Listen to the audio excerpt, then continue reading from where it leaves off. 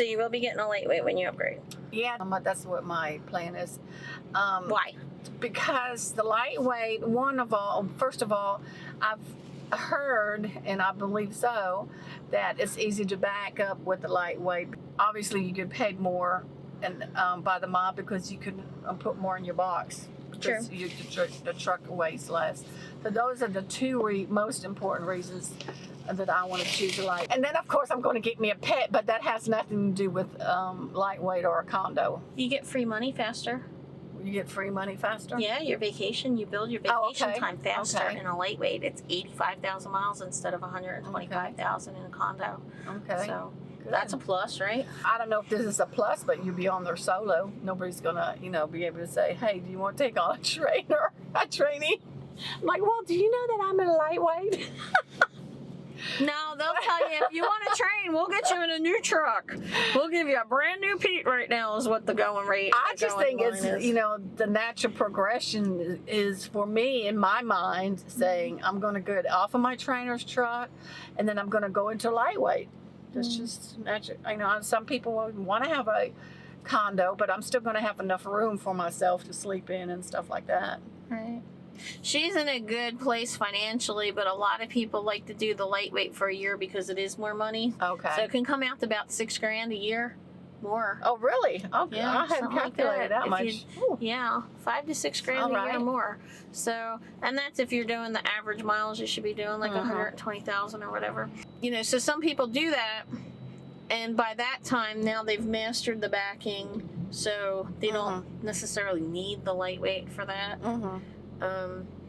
Something about upgrading, you'll wind up going in and they'll give you some classes. There's more CBTs, computer-based training classes. You've already done some of those in the past. They give you a lot on the orientation. And some of them you'll do again. Okay. Like ad nauseum. But then they'll give you a sim class. And she already took the sim class, but they're going to have her do it again. It's a defensive driving class. They'll give you different scenarios from what you did before. Okay. But it's more about just defensive driving and driving through snow and fog and checking your reflexes. People think, oh, well, the Sims, what are they really testing? It's like a video game. They're really looking to see if you're looking in your mirrors and if you're reading signs. And then you'll take a backing test on the simulator. Okay. So, but the cool thing about that is you can get out and look. And even though it's on the simulator, they give you like an overhead view of the angle you're at where you're in the dock. Okay. Getting out to look. You have to stand up. Well, you get out it's at their desk. At the supervisor's desk, the instructor's desk there, and he'll show you the overview. Okay. If you do that, it looks like you're safe. Okay. So even if you're struggling, it's not going to be like, oh, we're putting you back in training. You're showing that you're looking in your mirrors. You're not going to run anybody over.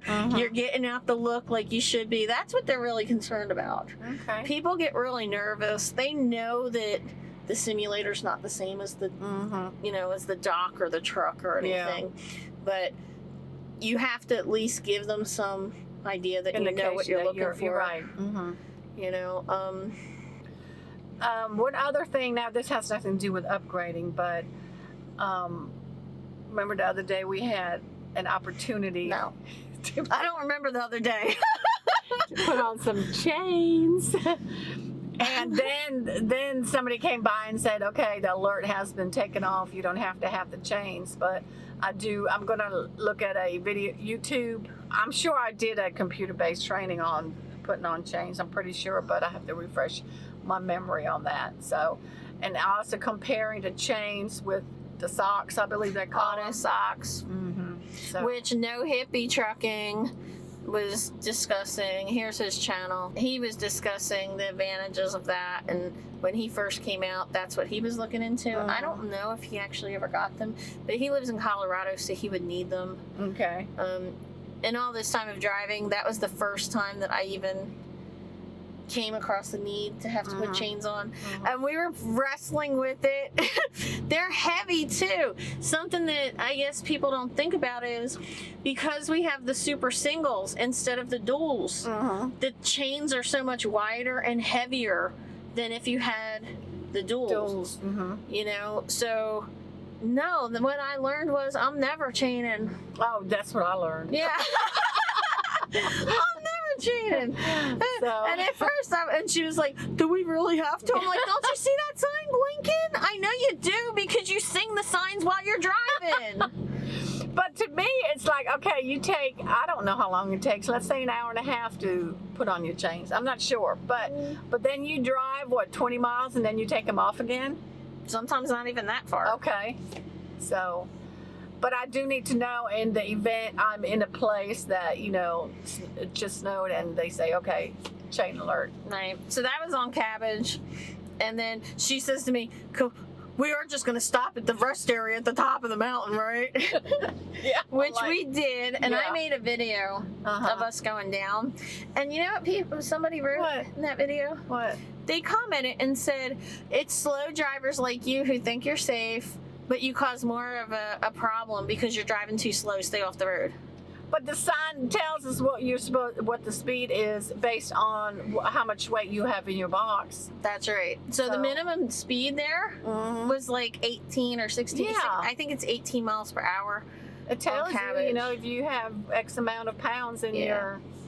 Yeah. And that's a 6% for 6 miles. And Mont Eagle, I think one side is 7% and one side is 6%. So Mont Eagle, when I'm fully loaded, that one's 25 miles per hour.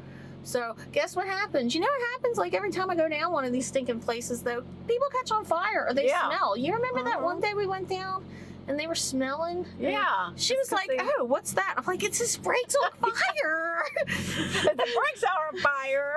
And she's like, "Let's go check our brakes." I'm like, "It's not us. We didn't touch our brakes."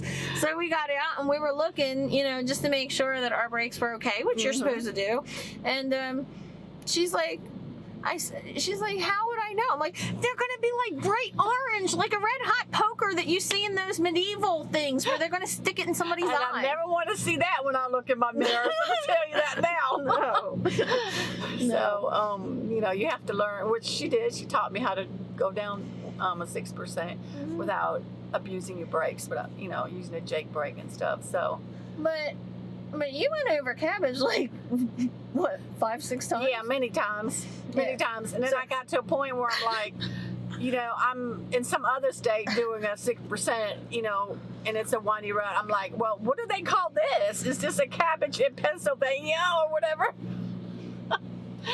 But, you know. Oh, and Washington, too. In Washington, too, We were in Washington, and she's like, "This is worse than Cabbage. I want 1,000 people." You know, and she's so funny when she gets like that. Because she looks so, she looks so cute and sweet and fun. Oh, my God. But, no, you got to hear when she gets aggravated, because she's like, "I don't know what the hype is about all these stinking mountains and Vale and Cabbage, because that ain't nothing." Oh, you know, I said a lot of it is just, you know, commercialized, because you go down to the bottom of Cabbage, you go to this truck stop, you get yourself a shirt that says, "I survived Cabbage." Well, you know, there's a lot of Cabbages I've encountered that don't have that, so. Yeah, I think it's the altitude, though. Yeah, that's what she said. You know, even though it's 6% and a higher altitude where you get all the snow and the ice and everything's a little bit different from 6% down on a lower altitude. You just have to be careful anywhere you drive, whether it's you know, going down, or you just, you know, be on top of what you have in your box. That's always important to know what you weigh.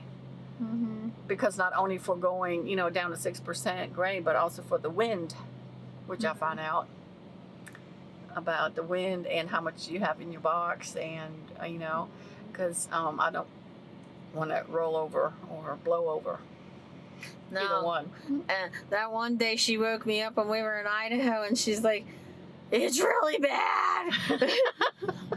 Kearsey, it's really bad." And then we stopped, and she was concerned that the thing was going to flip while we were parked. It was that windy. Yeah, it was 70 mile per hour gusts. It that was day. really windy, and I'm like, we are still shaking. What part, you know? And, It took us 6 days to do 3,000 miles, which normally Yeah. would take us 2.5. And But it's a weird feeling when you're in this big, truck, and the wind is shaking you, shaking the truck, and it's a different experience because you're thinking, okay, is the wind going to blow me over now? like, comment, subscribe, ring the notification bell, and we hope to see you out here. Truck along. Bye. Bye.